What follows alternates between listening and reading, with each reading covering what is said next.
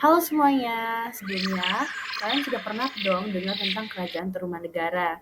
Nah, kali ini di sini kita akan membahas tentang lokasi kerajaan, sumber sejarah, kehidupan politik, kehidupan sosial ekonomi, dan penyebab runtuh dari Kerajaan Tarumanegara. Yang pertama, lokasi kerajaan. Kerajaan Tarumanegara itu tersebar ke Jakarta, Bogor, Bekasi, dan Banten, daerah Jawa Barat. Namun, pusat kerajaan Tarumanegara itu terletak di daerah Bogor. Kerajaan ini diperkirakan berkembang antara tahun 400 sampai dengan 600 Masehi. Yang kedua, sumber sejarah. Kerajaan Tarumanegara mendapat pengaruh kuat dari kebudayaan Hindu-India. Hal tersebut diketahui dari kepercayaan yang dianut, bahasa Sanskerta, dan huruf Pallawa yang tertulis dalam prasasti.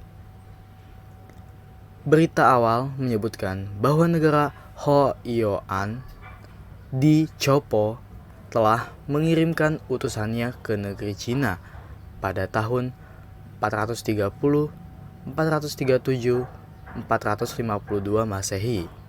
Berdasarkan berita tersebut, nama asli Tarumanegara adalah Aruteun. Nah, berikut ini adalah 7 prasasti peninggalan Kerajaan Tarumanegara. Yang pertama ada prasasti Cirauteun.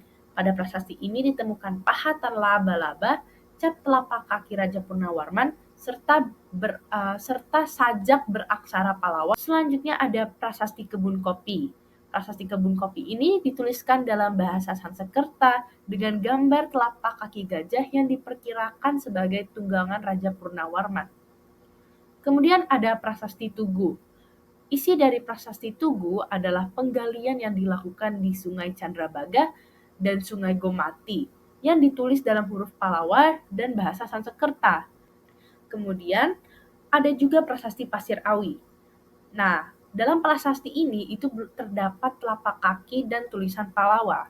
Sayangnya, isi dari prasasti ini belum dapat disimpulkan. Kemudian ada prasasti Cidang Hiang. Prasasti batu yang ditulis dengan teknik pahat berisi pujian-pujian kepada Raja Purnawarman. Kemudian selanjutnya adalah prasasti Muara Cianten. Dalam prasasti ini terdapat gambar telapak kaki dan pahatan tulisan ikal. Kemudian yang terakhir ada prasasti Jambu. Prasasti Jambu itu dikenal juga sebagai prasasti Pasir Koleangkap. Selanjutnya adalah kehidupan sosial ekonomi dari Kerajaan Tarumanegara.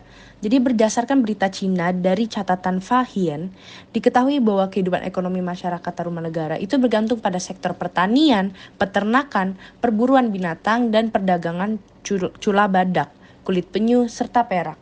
Nah, guna memajukan pertanian dan perdagangan ini, Raja Purnawarman itu menerapkan teknologi perairan. Bukti kerajaan Tarumanegara sudah maju dalam bidang pertanian itu dapat dilihat dari temuan beberapa alat batu yang erat hubungannya dengan usaha pertanian dan perladangan. Kehidupan sosial kerajaan Tarumanegara itu udah rapi dan makmur. Raja Purnawarman adalah penguasa besar yang berhasil meningkatkan kesejahteraan kehidupan rakyatnya. Di kerajaan Tarumanegara itu terdapat golongan Brahmana, Ksatria, dan ada pula kelompok petani, pedagang, pelaut, pemburu, peternak, dan nelayan. Raja Purnawarman itu sangat memperhatikan kedudukan kaum Brahmana yang dianggap penting dalam melaksanakan setiap upacara penghormatan kepada dewa. Selanjutnya adalah kehidupan politik dari Kerajaan Tarumanegara. Jadi kerajaan ini itu didirikan oleh Jaya Singawarman yang memerintah antara 358 sampai 382 Masehi. Dia itu seorang Maharesi dari Wangsa Salankayana di India yang mengungsi ke Nusantara karena daerahnya diserang dan ditaklukkan oleh Maharaja Samudragupta dari Kemaharajaan Gupta. Nah, setelah Jaya Singawarman ini wafat, ia digantikan oleh anaknya yaitu Dharmayawarma. Setelah kedudukan Dharmayawarman itu turun, ia digantikan oleh Purnawarman, raja yang paling terkenal dan berpengaruh di kerajaan Tarumanegara, yang memerintah pada tahun 395 sampai 434 Masehi. Purnawarman itu berhasil memperluas wilayah kerajaan Tarumanegara hingga mencapai 1000 kota. Ia juga membangun ibu kota baru di Sundapura yang diduga berlokasi di daerah Bekasi. Kemudian ia melakukan berbagai kebijakan untuk mensejahterakan rakyatnya, seperti membangun sungai-sungai buatan untuk memudahkan transportasi dan pengaliran sawah-sawah, membangun candi-candi dan tempat-tempat pemujaan, dan juga membuat prasasti-prasasti yang memuat riwayat hidupnya dan prestasi-prestasinya.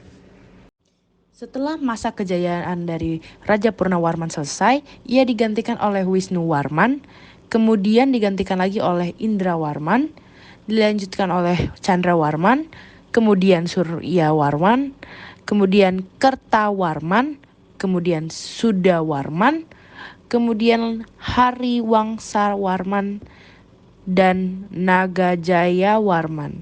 Dan yang paling terakhir adalah Linggawarman. Nah, kerajaan Tarumanegara itu berakhir pada abad ke-7 Masehi setelah pemerintahan Linggawarman. Tidak tahu pasti penyebabnya, namun ada beberapa kemungkinan, yaitu serangan dari kerajaan-kerajaan lain seperti Kerajaan Sriwijaya, Galuh, atau Kerajaan Sunda. Kemudian pemberontakan dari rakyat atau daerah-daerah bawahan yang tidak puas dengan pemerintahan Tarumanegara. Setelah itu ada perpecahan internal di antara keluarga kerajaan atau golongan-golongan masyarakat yang disebabkan oleh persaingan kekuasaan atau perbedaan agama dan budaya. Sekian video pembelajaran dari kami. Terima kasih sudah menyaksikan. Sampai jumpa.